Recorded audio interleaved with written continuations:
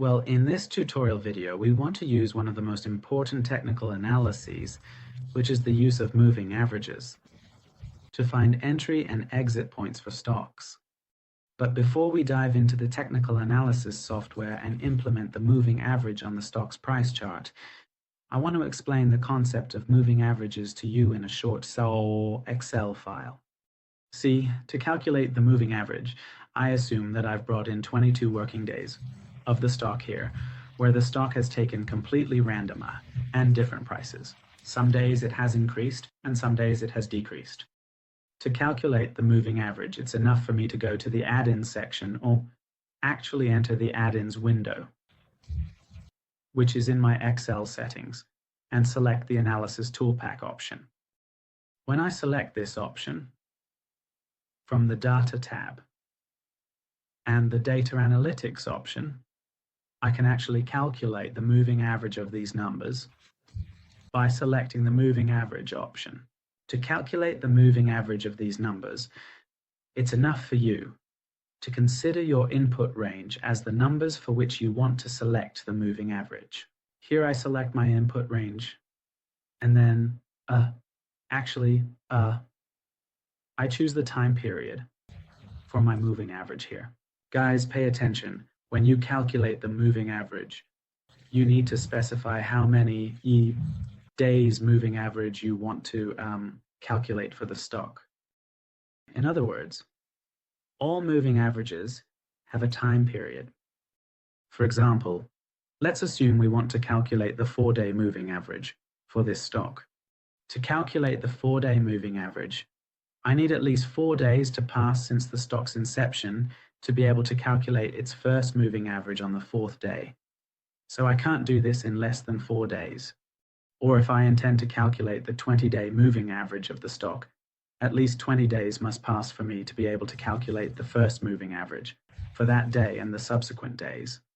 Well, here, I choose the 4-day moving average of the stock. I set the time period to 4 and select the output column here, actually in this section, so that it gives me the moving average here. By pressing the OK button, the moving average of the stock's price chart for these days is obtained. Well, for the first 3 days, we certainly, actually there is no average. From the 4th day, we see the average. If you don't want to use this moving average formula, you can easily just skip the first 3 days. From the 4th day, calculate the average from the 1st to the 4th day. That is, calculate the simple average of these 4 days.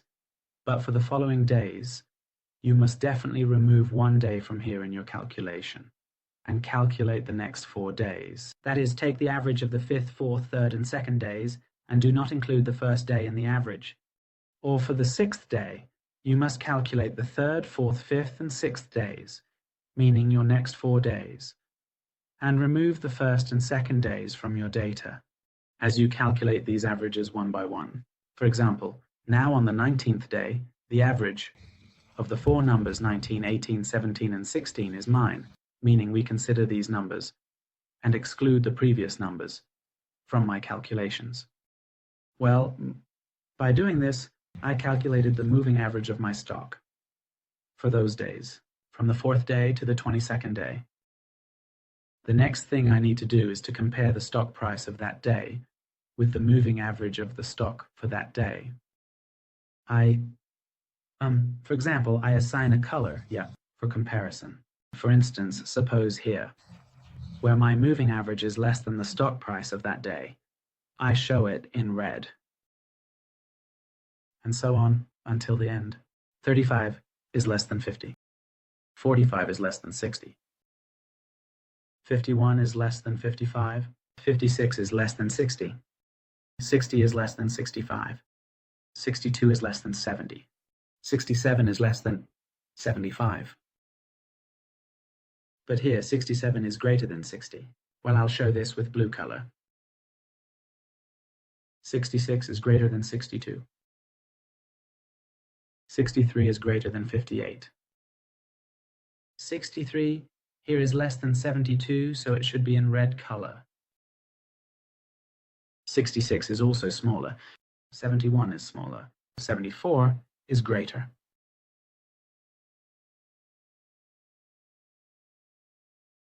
$73 is greater.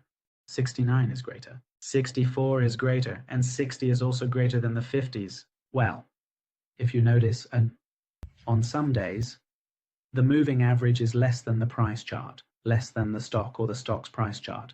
And on some days, it is greater than it. Be aware that when the moving average of the stock is less than the stock's price chart, it means that the moving average is moving below the stock's price chart. And when this happens, and at a point where the moving average goes from below the stock's price chart to above the stock's price chart, meaning when we are in this blue area, these red areas mean the moving average chart is below the stock chart. These blue areas mean the moving average chart is above the stock chart. When this happens, this area where I move from red to blue means that the moving average chart intersects from below the stock chart. Well, when this happens here, we actually have a selling signal here. We have a sell signal. A selling signal means when the moving average intersects the stock price chart from below to above, and conversely, when the moving average is above the stock price chart and intersects it from above to below. This means at this point we have a buy signal, meaning we have a buying signal. And again, when it comes from below to above and intersects the stock price chart, we have another selling signal. Now we want to go over this on the stock price chart together and see what happens. Well, look, on the stock price chart, I have called up a stock. I want to apply the moving average on this chart, for example. Right now, I see a strong upward trend here. After that, there is also a strong downward trend. Let's look at this upward trend and see how the moving average presents itself to me and what it indicates. Well, here, it's enough for me to enter the add indicator window. And if you remember, we talked about moving averages, where we have SMA, WMA, and EMA. That is, simple moving average, exponential moving average, and Whitehead moving average are three general categories of moving averages, but in that order. Simple moving average is the simplest. Whitehead moving average, weighted average, and exponential moving average are the most powerful moving averages that we should use. Therefore, my strongest moving average is the exponential moving average, or EMA. So it's enough for me to use the exponential moving average for analyzing my stock. Here, I type the abbreviation for exponential moving average, which is EMA. And when you type EMA, we select the second option, which is EMA. As I mentioned to you on the Excel file, moving averages have time periods. Our software here by default gives us a 12-day time period on our chart. But be aware that a 12-day time period is not always the correct time period for a stock, and you need to calculate the correct time period for each stock through trial and error on the stock's price chart. For this purpose, different stocks have different time periods. Once you have found the best time period for the moving average of that stock through trial and error, then you should always choose that same moving average and time period for that stock. Look, here I have my stock, my SIPA stock, and I have created a moving average for it, an EMA. Its period is 12 days. I don't change the time period. I give my moving average a color so that I can see it clearly later.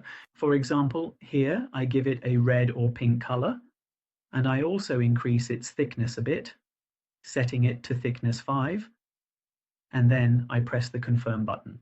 Okay, look guys, I have now plotted my moving average here on the stock's price chart, and the red line is my moving average line. Now, here, if your time period is very short, meaning its number is small, you will see that the moving average chart constantly intersects. Look, now it is completely aligned with the stock's price chart. It keeps hitting the chart. And the slightest intersections of the EMA with the stock's price chart give you a signal. For you to know initially, you can now see these areas with the naked eye as a buy signal and these areas as a sell signal. However, the moving average should only intersect with the chart in these areas and should not intersect in other areas to only give you these signals. Now that I am observing, my moving average is intersecting a lot with the stock price chart. I need to increase the period of time a bit. See, I double click on the moving average chart once and its related window opens. Again here, the period that was 12 days, this time I change it to 75 days, for example. When I set it to 75 and press the confirm button, see how the moving average intersects much less with the chart. It intersected here once, here once, here once, here once, and here once. In this area, there were points of intersection. In this situation, the intersections of my moving average with the price chart of my stock are not very significant. Why? Because it gives me signals too late. I should have bought here. I shouldn't have come to buy here. Or I should have sold here. I shouldn't have sold late. So pay attention. The opposite of the situation I explained to you also exists. That is, when the moving average has a very long time period, it gives you signals late, conversely. Therefore, I need to choose a time period that is the best possible. That is, the moving average should not frequently touch the stock's price chart and give me false signals. And also it should not give me signals too late. If my period is too short, it constantly interacts and gives false signals. If it's too long, this happens. So what should I do to achieve the best possible scenario? The answer to the question is trial and error. I need to use trial and error to find the best possible scenario. Here, 75 is clearly a large number because the moving average is giving me late entry and exit signals. I am on the stock's price chart, meaning in the moving average, and guys, you don't need to analyze the end of the chart. You should analyze in the middle of the chart to find the best point, and then we can predict at the end of the chart. Here, my time period is too long, so I will reduce it. I will change 75 to 55. Look, pay close attention to this point. When I reduce the period, the signal keeps getting closer and becomes more logical. But still, this signal is not precise. I need to buy in this area and sell in this area. So I need to reduce the time period even more. This process is called trial and error. Guys, you need to adjust this time period back and forth until you find the best possible setting. See, it's still not a very good time period, so let me consider 35, and I can even consider going lower, but I will continue until this moving average no longer sticks completely to the chart and gives me a false signal. So I come here and change 35 to 25. See guys, it's gradually getting better. I changed 25 to 20. If you remember, 12 was really sticking, but I think 20 is gradually getting better because, as you can see, it's constantly sticking now, and we shouldn't let it stick. In my opinion, a period of 25 days or even 20 days could be a good period. Yes, from this point on, don't make it smaller so that it doesn't become too sticky. Look, guys, now where the moving average, see where the moving average has come down from above and has crossed to the downside. Here it gives me a buy signal, and where the moving average has come up from below and crossed upwards, it's a sell signal. The point you need to pay attention to is that now that you have obtained this time period, you should go and look at the end of the stock. If you look at the end of the stock, do not touch this time period anymore. See if now at the end of the stock the chart is crossing from top to bottom, or if the moving average is crossing from bottom to top. It indicates that it is giving you a sell signal. So now is not a good point to buy the stock. Or this area was a good buying point for the stock because the moving average was above and was crossing from top to bottom. And here you should get a buy signal and proceed to sell the stock in the area you have in mind. Okay? Let's see, I now consider this area. as a buy signal, a bright yellow circle. And in this area, when the chart has crossed from top to bottom, or the moving average has crossed from bottom to top and moved upwards, it means in this area I should make my sale and exit the stock in this area. Again, you see a buy signal in this area and a sell signal in this area. Price chart, well, this is actually the property of moving averages and a property that we need to pay attention to. The important thing to consider here is that we have a property that I mentioned earlier in the videos about actually moving averages, which we call the intertwining property of moving averages, which is when you use 4 EMAs with different time periods instead of 1 EMA. And there, the intertwining property of moving averages shows you the fluctuations. This property is very powerful, and you must definitely consider it in your analyses. Look, in this area, for example, within this section, I assume, I will clear my moving average. I select the moving average. With a right click, I choose the option to delete the indicator and I remove this indicator. Look, we want to examine the intertwining property of moving averages together. In the intertwining property, from the report tab and the add indicator window, we select the EMA. 4 option. This means 4 moving averages. Here you see that the EMA 4 exponential moving averages option is actually selected, and the time periods that the system gives you by default are 5-day, 10-day, 20-day, and 60-day periods. Note that these 4 time periods do not change through trial and error as in the previous method, and you must make decisions on the chart using these same time periods. Well, I don't concern myself with the color of the moving averages. I will increase their thickness a bit so they can be seen better.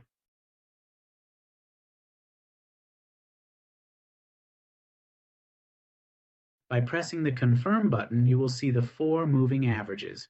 I will enlarge this shape a bit. A brick color that you see here, an indigo color here, a red color, and a blue color. There are 4 moving averages with different colors, each of which has a higher time period. And their periods are 5 days, 10 days, 20 days, and 60 days.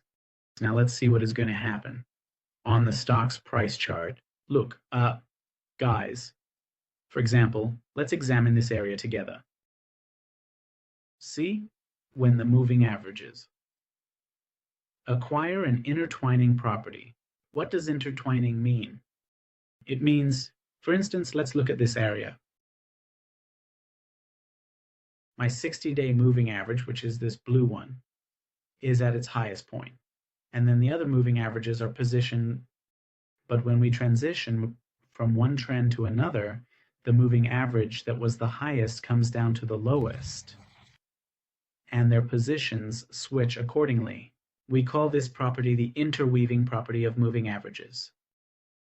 If I look at other areas, you can see here that the moving average is the lowest. Again, in this area, my 60-day moving average is the highest. The red one, which was the second from the bottom, is now the second from the top, and so on. We call this property the interweaving property of moving averages. Now let's look at this area. The moving average in this area. See, in this area, my moving average was at its highest, the 60-day was at its highest, then it was red, then actually it's the indigo color, and then it's yellow if I've identified the colors correctly. After a certain area, these become intertwined. Intertwined means they twist together. When they twist in this area, this blue one that was the highest, see here it has come down to the lowest. This red one that was the second from the top, here it becomes the second from the bottom. And then this indigo one. And then this yellow one that was the lowest, here it is the highest. This area, which I can show with a rectangle, we call this area the moving averages intertwining zone. This intertwining zone, kids, is a very, very important area from which we receive a signal. That is the same signal that the EMA moving average gave us with our trial and error. Here we can obtain. without trial and error, which area is for buying and which area is for exiting the stock. Look, it was down here now. Now this continued in the same way. See, even here, our blue moving average, I did not go above the others. So we could have ignored this drop as well and continued with the stock. But look here, now our blue moving average is exactly above the others, and the red one has come to the second row. And after that, the next moving average. This means that here we are observing a strong intertwining on the stock's price chart. And we took that first intertwining as a buy signal in this area. We can take this intertwining as a sell signal and then actually see that it was about over 50% profit on the stock's price chart. This property is called the intertwining property of moving averages. So we learned that our moving averages can be in the form of a moving average, namely EMA, but accompanied by trial and error of the time period, so that we can get our buy and sell signals. And we saw that when the moving average intersected the stock's price chart from top to bottom, it indicated a buy signal. And when it intersected from bottom to top, it showed a sell signal. And the intertwining property of moving averages means that they no longer require trial and error, and we can easily obtain buy and sell signals from moving averages using the intertwining property. In the next video, we will be at your service with the rest of the technical analyses.